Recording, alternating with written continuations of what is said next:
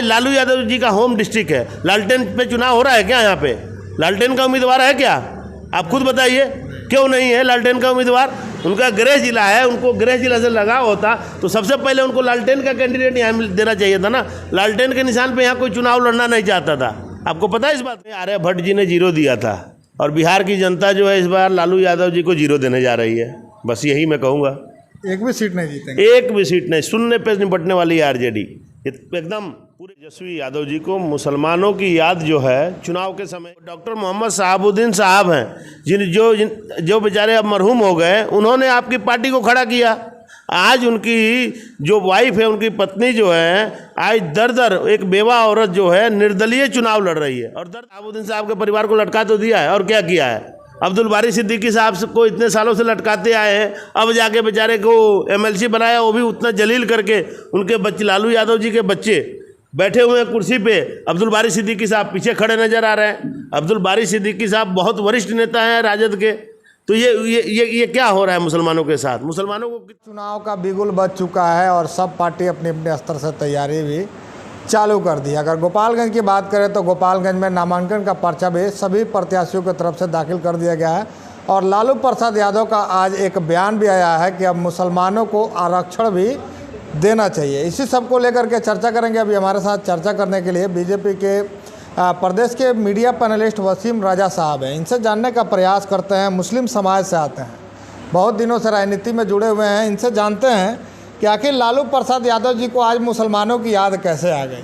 बहुत बहुत स्वागत है सर। धन्यवाद, बहुत बहुत। लालू जी को तो मुसलमानों की याद आ गई। मुसलमान तो कह रहे थे कि लगता है लालू प्रसाद यादव जी हमको भूल ही गए। देखो जी, या तेजस्वी यादव जी को मुसलमानों की याद जो है चुनाव के समय, चुनाव हो चाहे विधानसभा का चुनाव हो, लालू प्रसाद यादव जी का ये जो बयान आया है, मैं कल से ही इस विषय पे, कल भी मैंने टीवी डिबेट्स में कई जगह पे बोला है कि लालू प्रसाद यादव जी 15 साल सत्ता में रहे बिहार में। उस समय मुसलमानों की तो चिंता की नहीं। चलिए, देर आए दुरुस्त आए। आप समझते हैं कि मुसलमान आपकी पार्टी को वोट देता है, आप उनकी चिंता कर रहे हैं, तो सबसे पहले आप काम करिए कि अपनी पार्टी के अंदर मुस्लिम आरक्षण लागू करिए। कम से कम अपनी पार्टी में तो आपका अधिकार है ना। सरकार में आप नहीं हैं, सरकार बनेगी तो जब तब ना लागू करिएगा। सरकार तो कहीं बन नहीं रही है, तो कम से कम पहले अपने पार्टी के अंदर 30 से 40% मुस्लिम आरक्षण जो है वो लागू करके दिखाइए। आप कल ही घोषणा करिए। आप तो मुसलमानों को एकदम से नकार चुके हैं अपने पार्टी में। आज हैं इसी गोपालगंज में हम चर्चा कर रहे हैं। गोपालगंज के बगल की सीट है, डॉक्टर मोहम्मद शहाबुद्दीन साहब हैं जो बेचारे अब मरहूम हो गए, उन्होंने आपकी पार्टी को खड़ा किया। आज उनकी जो वाइफ है, उनकी पत्नी जो है, आज दर एक बेवा औरत जो है निर्दलीय चुनाव लड़ रही है। और दर लागू करिए अपनी पार्टी में। आप बिहार के जितने भी आपके वरिष्ठ मुस्लिम नेता हैं, वो आज दूसरी पार्टियों की तरफ मुंह देख रहे हैं। दूसरी पार्टियों की तरफ अपने राजनीतिक अस्तित्व को बचाने के लिए दूसरी पार्टियों की तरफ उनको जाना पड़ रहा है। आपके अपनी पार्टी के अंदर मुसलमानों का सम्मान नहीं है। आप क्यों लोग दूसरों को गुमराह कर रहे हैं? हमेशा से आपने मुसलमानों को गुमराह किया, अब नया आपने लॉलीपॉप छोड़ दिया इस चुनाव में। मुसलमान जागरूक हो गया है, मुसलमान समझ गया है। और मैं आपके चैनल के माध्यम से बता रहा हूँ, मैं 3-4 दिनों से मैं गोपालगंज में काम किया हूँ, और जिस भी मुस्लिम बस्ती में मैं जा रहा हूँ, एक मुस्लिम समाज ने एक तरफा मन बना लिया है कि डॉक्टर आलोक कुमार सुमन जी को जिताना है। और चुनाव में मुसलमान जो है बढ़ चढ़कर हिस्सा लेने वाला है गोपालगंज के चुनाव में। और मुसलमान एक तरफा जेडीयू को वोट करेगा, जो एनडीए का घटक दल है। यहाँ से एनडीए का घटक दल जेडीयू चुनाव लड़ रहा है, और डॉक्टर आलोक कुमार सुमन जी यहाँ से सांसद भी हैं और प्रत्याशी भी हैं। मुसलमान एक इस बार खुल के उनको मतदान करने जा रहा है। आलोक कुमार सुमन जी की अगर बात करें तो एक और चर्चा चल रही है कि आलोक कुमार सुमन जी 4 लाख से भी ज़्यादा मतों से जीतेंगे। उसमें कितनी सच्चाई है? आप लोग नारा लगा रहे हैं, ग्राउंड रियलिटी पे आप आए हुए हैं, क्या रियलिटी आपको लग रहा है? देखिए, हमने सभी वर्गों में गए। हम चुनाव कैंपेन के दौरान सभी सर्व समाज के बीच हम गए, सभी धर्म जातियों के लोगों से मिले। बिहार के जो 40 लोकसभा सीटों में जो सबसे टॉप मार्जिन से जीतने वाली सीट जो है ना, वो गोपालगंज बनने जा रही है। हम पिछली बार के माध्यम से, मैं खुद कह रहा हूँ आपके चैनल के माध्यम से, कि पिछली बार गोपालगंज के बहुत सारे मुसलमानों ने, मैक्सिमम मुस्लिम जो है आरजेडी को वोट करता नज़र आया पिछले चुनाव में। आरजेडी के मुकाबले हमें मुसलमानों के वोट कम आए, लेकिन इस बार जो है मुस्लिम जो है खुल के आरजेडी का विरोध कर रहा है और एनडीए के साथ आ रहा है, नीतीश कुमार जी के साथ आ रहा है। तो एक तरफा ये पिछली बार लगभग 3.25 लाख मतदान से हम जीते, 1.5 लाख नए मतदाता हैं, 1.25 लाख के 1.5 लाख के बीच में नए मतदाता भी जुड़े हैं इस बार। वो मतदान भी भारतीय जनता पार्टी और एनडीए के पक्ष में आने आ रहा है, नीतीश कुमार जी के पक्ष में होने जा रहा है। मुसलमानों का मतदान भी नीतीश कुमार जी के पक्ष में आ रहा है। तो आप ये बताइए ना, तो हमारा जीत का मार्जिन 4 लाख क्या 5 लाख भी हो जाए तो कोई इसमें आश्चर्य होने की बात नहीं है। मुस्लिम वोटों की अगर बात करते हैं तो मुसलमान कहा जाता है कि भाजपा को वोट नहीं देंगे। इस बार आलोक कुमार सुमन जी मैदान में है, तो आखिर कारण क्या लग रहा है आपको कि मुस्लिम वोटरों का रुझान आलोक कुमार सुमन जी के पक्ष में जाता हुआ दिख रहा है? देखिए, मुसलमान जागरूक हो गया है। मुसलमान ये जान गया है कि आरजेडी हमेशा उन्हें गुमराह करके वोट लेती आई है। और मैं एक बात कहता हूँ कि मुसलमान जो है इस बार गुमराह होने वाला नहीं है। और ऐसा नहीं है कि मुसलमान बीजेपी को या जेडीयू को वोट नहीं करता। पहले भी मुसलमान जो है 20 से 30%, 40%, कहीं कहीं 50% भी जेडीयू को वोट करता आया है। और उत्तर प्रदेश में ऑन रिकॉर्ड है, उत्तर प्रदेश में पिछले बार 20% मुसलमानों ने, जहाँ बीजेपी का सिंबल था, जो कमल का निशान था, उस पर भी मुसलमानों ने वोट दिया। और मुसलमान आखिर क्यों वोट नहीं देगा बीजेपी को या एनडीए को, क्यों वोट नहीं देगा? नीतीश कुमार जी ने जितने काम मुसलमानों के लिए किया है, मुझे नहीं लगता किसी भी जगह पे काम हुए होंगे। तो मुसलमानों का फर्ज नहीं है कि आप नीतीश कुमार जी के साथ जाएं।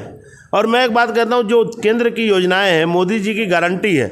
मोदी जी ने जितनी योजनाओं को ज़मीन पे लाने का काम किया, चाहे वो आयुष्मान भारत का हो, आप नल से जल की बात कर लीजिए, चाहे कर लीजिए प्रधानमंत्री आवास योजना की बात कर लीजिए, चाहे विश्वकर्मा योजना की बात कर लीजिए, चाहे शौचालय की बात कर लीजिए, चाहे आप कह लीजिए गैस सिलेंडर देने की बात कही गई हो। आप खुद पत्रकार हैं और जहाँ रहते हो मुस्लिम गांव है, आप अपने गांव से बता दीजिए कि फलाने आदमी का आयुष्मान कार्ड बनना था, बीजेपी ने नहीं बनाया, मुसलमान होने की वजह इसका ये सक्षम थे। अब ये बताइए ना कि आपके गाँव में कितने मुसलमानों को नल जल की योजना मिली, आयुष्मान भारत कार्ड की योजना लाभ मिल रहा है, उसके बाद सिलेंडर गैस दिया गया, शौचालय दिया गया, उनको पक्के मकान दिए गए। ऐसा वहाँ पे कोई भेदभाव नहीं हुआ।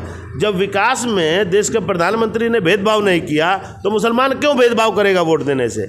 अभी तक मुसलमान जो है गुमराहियत में था। और लालू यादव जी का एक बयान आया था 2 दिन पहले कि भाई भाजपा जो है लटकाती है, भटकाती है, डराती है। शुरू से लालू यादव जी मुसलमानों को लटकाते रहे, भटकाते रहे और डराते रहे। किसको लटकाए हैं? हमको नाम बताइए। शहाबुद्दीन साहब के परिवार को लटका तो दिया है, और क्या किया है? अब्दुल बारी सिद्दीकी साहब को इतने सालों से लटकाते आए हैं, अब जाके बेचारे को एमएलसी बनाया, वो भी उतना जलील करके। उनके बच्चे, लालू यादव जी के बच्चे बैठे हुए हैं कुर्सी पे, अब्दुल बारी सिद्दीकी साहब पीछे खड़े नजर आ रहे हैं। अब्दुल बारी सिद्दीकी साहब बहुत वरिष्ठ नेता हैं राजद के।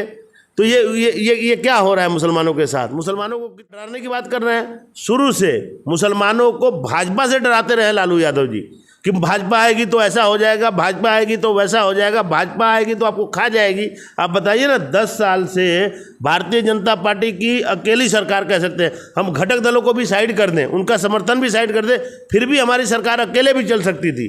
लेकिन भारतीय जनता पार्टी ने या हमारे एनडीए ने कभी किसी का विरोध किया हो तो बताइए, किसी का नुकसान किया हो तो बताइए। सिर्फ ये लोग डरा के मुसलमानों को डराते आए हैं। लेकिन आजकल इलेक्ट्रॉनिक मीडिया का ज़माना है, यूट्यूब का ज़माना है, फेसबुक का ज़माना है। सब लोग देख रहे हैं कि देश में कितनी गारंटियाँ चल रही हैं, कितने विकास हो रहे हैं, कितने डेवलपमेंट हो रहे हैं। उस सब डेवलपमेंट को देख के ये सारे विषय जो आ रहे हैं डेवलपमेंट के विषय में आ रहे हैं। जो जिस गांव में आवास मिला, पक्के मकान मिले जिस मुस्लिम परिवारों को, क्या वो नरेंद्र मोदी जी को और एनडीए को भूल जाएंगे क्या डॉक्टर आलोक कुमार सुमन जी ने अनेक ऐसे मरीज हैं जो गरीब मरीज थे, मुस्लिम परिवार थे, जो इलाज कराने में सक्षम नहीं थे, उनको इन्होंने मुख्यमंत्री जी से और प्रधानमंत्री जी से सहायता राशि दिलवा के उनका इलाज कराया। क्या वो मुस्लिम परिवार है और मुस्लिम गांव जो है भूल जाएगा एनडीए को? एक और चीज़ हम आपसे जानना चाहेंगे, चंचल पासवान जी हैं एनडीए की तरफ से, कितना जो है मुकाबला उनसे होता हुआ दिख रहा है आपको? नहीं, कोई मुकाबला जब 5 लाख से जीत की बात आ रही तो मुकाबले की बात कहाँ से आती है? मुकाबला कहाँ है? कोई मुकाबला नहीं। एक बात जैसा है ना, केंद्र में जैसे कह सकते हैं कि जब एनडीए और इंडिया की तुलना की जाती है तो एनडीए के पास शीर्ष नेतृत्व है, नेता है, नीति है, नीयत है। और इंडिया गठबंधन की बात आती है तो उनके पास ना नेता है, ना नीति है, ना नेता है, कुछ भी नहीं है। आज हम किसी इंडिया गठबंधन के लोगों से हम पूछते हैं, बताइए उनका नेता कौन है, क्या उनका विजन है, क्या उनका एम है। ये लालू प्रसाद यादव जी का गृह जिला है।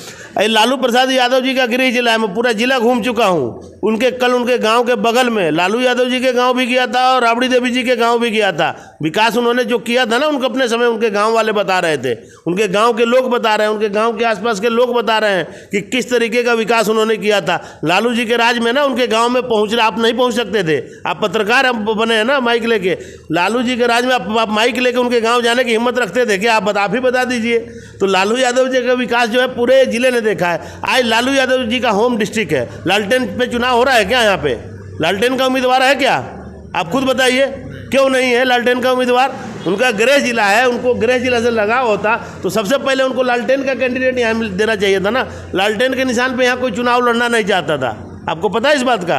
कोई आखिर वजह क्या हो गई कि लालटेन छाप पे कोई चुनाव नहीं लड़ना चाहते? उसका कारण था आलोक कुमार जी का विकास। जो आलोक कुमार सुमन जी ने पिछले 5 सालों में, 5 साल क्या 3 साल में, 2 साल तो कोरोना काल में चले गए, 3 साल में जो आलोक कुमार सुमन जी ने विकास किया है ना, उस विकास के आगे वो एक चट्टान की तरह खड़े थे आलोक कुमार सुमन जी। और गोपालगंज के एक एक व्यक्ति को उनके ऊपर आस थी कि आलोक कुमार सुमन ही गोपालगंज को बदल सकते हैं। गोपालगंज को जो विकसित जिलों में, विकसित शहर, बढ़िया शहर, जो खूबसूरत सुंदर शहर बना सकते हैं और पूरी मूलभूत सुविधाओं के साथ, जिसके अंदर एयरपोर्ट भी होगा, रेलवे स्टेशन भी होगा, रेलवे स्टेशन से बड़ी बड़ी गाड़ियां भी होगी, लंबी दूरी की गाड़ियां भी चलेंगी। आम जनमानस में ये विश्वास है कि एक ही नेता जो है यहाँ से संघर्ष करता हुआ अभी तक दिखा है, वो डॉक्टर आलोक कुमार सुमन है।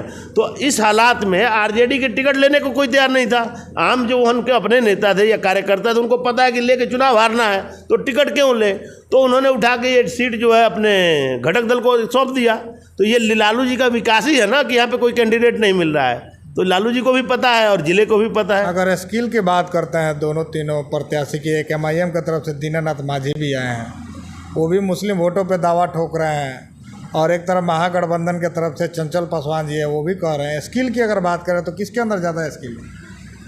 पूरे जिले ही नहीं, पूरे बिहार को पता है। डॉक्टर आलोक कुमार सुमन जी एक प्रसिद्ध सर्जन रहे हैं। इनके जितना शिक्षा और इनके जितना सेवा राजनीतिक जीवन में आने से पहले जो इन्होंने सेवा किया है ना, अभी हम कई गांवों में प्रचार के लिए जाते हैं तो लोग आके मुझे मिलते हैं, अरे वसीम सर, हम ये डॉक्टर साहब के लिए आप बात करें, हम इलाज कराने गए थे तो बहुत पहले हम इलाज कराने गए थे, हमारा 6,000 बिल बना था, हमको 4,000 लिए थे, हमारे पास पैसा नहीं था, तो 6,000 के बिल में 4,000 लेते। उस टाइम भी अपने पेशे में भी लोगों की सेवा करते नजर आए हैं। सेवा की भावना इनकी शुरू से रही है और आज भी उसी ईमानदारी से, सेवा की भावना से ही, किसी और लालच से नहीं, सेवा की भावना से ही उनके मन में है कि मेरा जिला, जहाँ से हमने शुरुआत किया अपने जीवन का पढ़ाई सर्जन बनने के बाद, इस जिले की सेवा बतौर चिकित्सक किया और अब जो है इस जिले की नुहार बदलने के, जिले को खूबसूरत बनाने के लिए सांसद बनने की आवश्यकता है। इसलिए पिछली बार वो सांसद बने, राजनीतिक क्षेत्र में आए और विकास